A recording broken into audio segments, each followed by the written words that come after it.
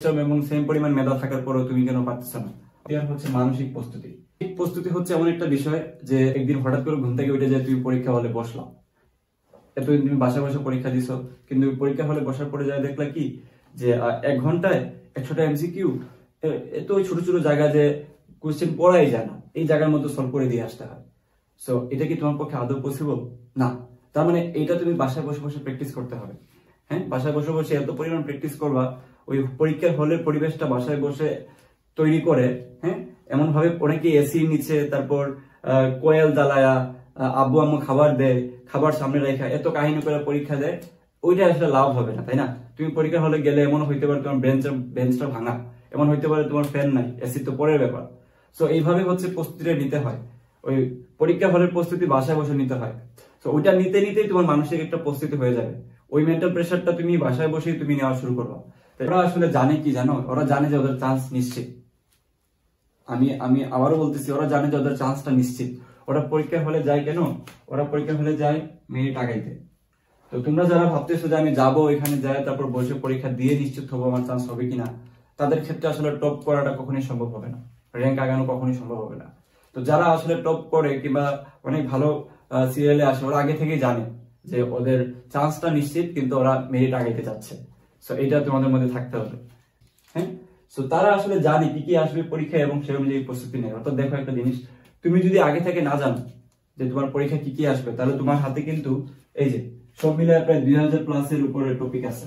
হ্যাঁ, সো এই 2000+ টপিক কি তোমার পক্ষে আদৌ পড়ে যাওয়া পসিবল, মনে রাখা পসিবল? তুমি তো হিউম্যান ব্রেন, তুমি তো রোবট না। কিন্তু টপাররাও তো রোবট না, কিন্তু টপাররা ঠিকই পারতেছে, কিন্তু তুমি পারতেছো না কেন? বিষয়টা হচ্ছে ওই যে টপিক গুলা শর্ট আউট করে নেয় ইন্টু 200-300 রুলস। তোমার পক্ষে তো 2000 টপিক পড়া পসিবল না। তাহলে এই 2000 টপিকটাকে শর্ট আউট করে 300 অথবা 200-300 নিয়ে আসা, অর্থাৎ 200-300 টপিকে নিয়ে আসা, যেটা আসলে ইজিলি 1 সপ্তাহের পরে শেষ করে ফেলা যায়। ঠিক আছে? সো এই 200-300 টপিকে কিভাবে নিয়ে আসা যায়? এই যে অ্যানালাইসিস করে, কোয়েশ্চেন অ্যানালাইসিস করে। যারা কোয়েশ্চেন অ্যানালাইসিস করে তারাই আসলে, তাদের পক্ষে আসলে পসিবল হয় যে আসলে কিভাবে টপিকগুলো কমায় নিয়ে আসা যায়। হ্যাঁ, সো এখন আমি জানি তোমাদের মধ্যে অনেকে আছে, ভাই আপনি বারবার অ্যানালাইসিসের কথা বলেন, এতবার আপনি বলেন, ভাই বিরক্ত হয়ে গেছি, ভাই আমি নিজে তো এগুলো অ্যানালাইসিস করিনি, কি করব এখন? প্রথমে বুঝতে হবে যে অ্যানালাইসিস করে আসলে মানে আমাদের লাভটা কি হয়।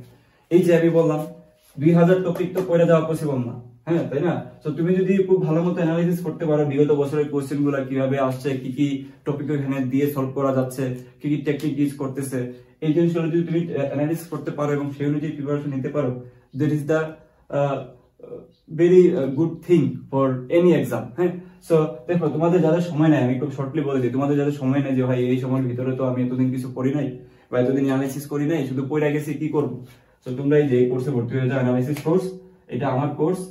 ঠিক আছে? এই কোর্সে কি কি থাকতেছে? এই কোর্সে হচ্ছে ফিজিক্স, কেমিস্ট্রি, ম্যাথের উপরে বিগত 20 বছরের কোশ্চেনের analysis plus solving, timing, hand calculation, তারপর ক্যালকুলেটর ছাড়া কিভাবে ক্যালকুলেশন করতে হয়, ফাস্ট ক্যালকুলেশন, স্পেস, প্রত্যেকটা জিনিস টেকনিক নিয়ে কিন্তু আলোচনা করা হয়।